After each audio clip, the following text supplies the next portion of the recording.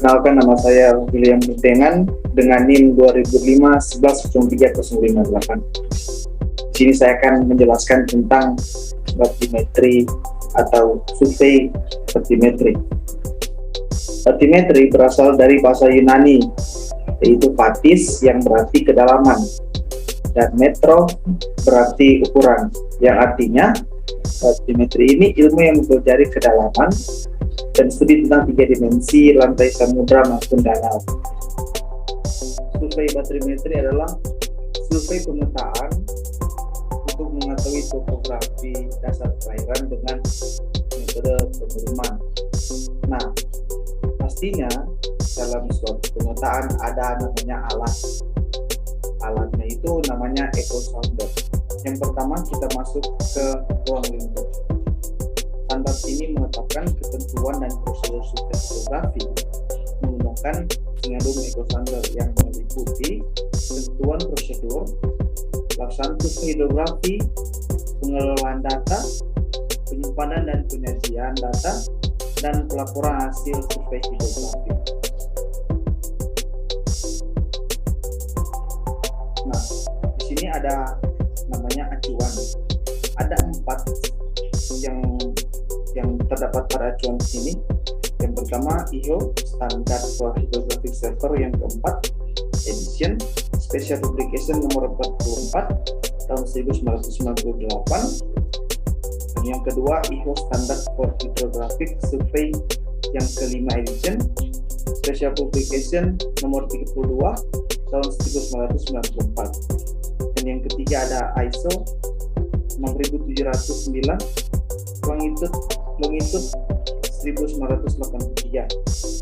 Dan yang terakhir SNI nomor 19/67/24/2002 tentang jaringan kontrol horizontal. Selanjutnya tentang istilah dan definisi. Yang pertama ada Beringema atau echo sounder, yaitu peralatan yang digunakan untuk menentukan kedalaman air dengan cara mengukur interval waktu antara pemancaran gelombang suara dengan penerimaan pantulan atau gema dari dasar air atau dasar laut. Yang kedua ada Sinabung echo sounder. Alat ukur ini berada di kedalaman air yang menggunakan pancaran tunggal sebagai pengirim dan penerima sinyal gelombang suara. Yang ketiga adalah batimetri atau teknik penentuan kedalaman laut atau profil dasar laut dari hasil analisa data kedalaman. Dan yang terakhir adalah tidal chart, yaitu peta yang menggambarkan garis yang menghubungkan titik-titik air tinggi atau high water terjadi pada waktu yang sama. Selanjutnya ada klasifikasi survei. Di klasifikasi survei ini terdapat 4 orde, yaitu orde khusus, orde 1, orde 2, dan orde 3. Yang pertama adalah orde khusus. Orde khusus ini adalah survei hidrografi mendekati standar ketelitian survei engineering dan rekayasa dan digunakan secara terbatas di daerah-daerah kritis di mana kedalaman di bawah lunas sangat minim dan di mana karakteristik dasar airnya berpotensi untuk membahayakan kapal. Yang kedua adalah orde 1. Orde 1 ini survei hidrografi diperuntukkan bagi pelabuhan-pelabuhan, alur pendekat, haluan yang dianjurkan, alur navigasi, dan daerah pantai dengan lalu lintas komersial. Ya, artinya di perairan tersebut sangat padat dengan perjalanan kapal-kapal. Yang ketiga adalah orde 2. Orde 2 ini adalah survei hidrografi diperuntukkan di daerah dengan kedalaman kurang lebih dari 200 meter yang tidak termasuk dalam orde khusus dan orde 1. Dan yang terakhir adalah orde 3.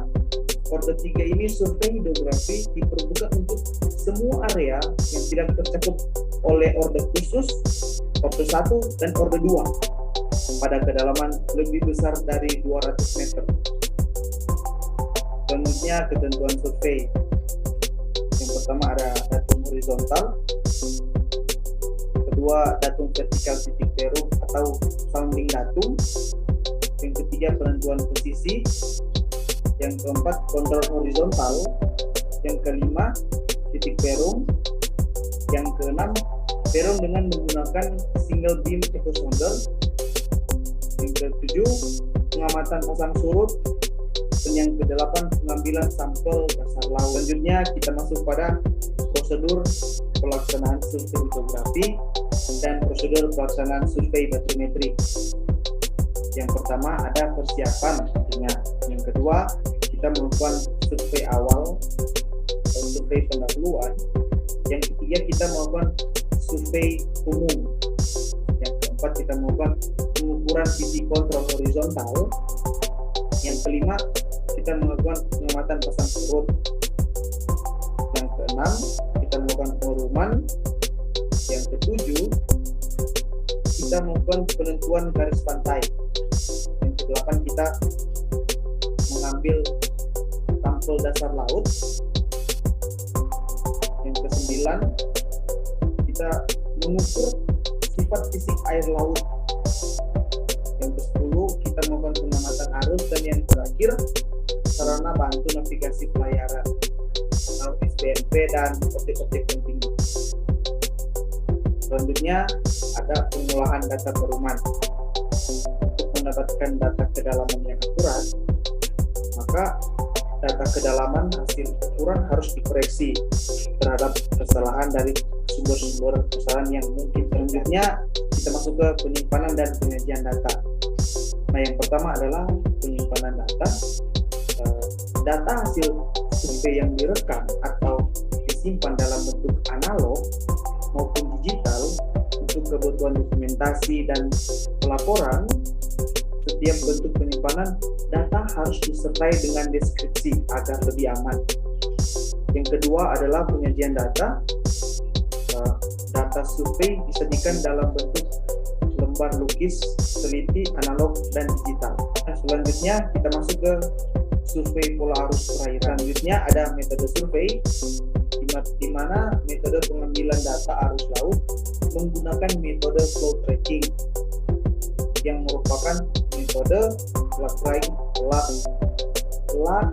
Lagrangian, yaitu mengukur menggunakan benda apung ke laut, kemudian diukur jarak dan perpindahannya. Untuk visualisasi peta pola arus, saya sudah sajikan ke dalam PPT saya. Nah, di sini saya ambil tentang pola arus Arlindo.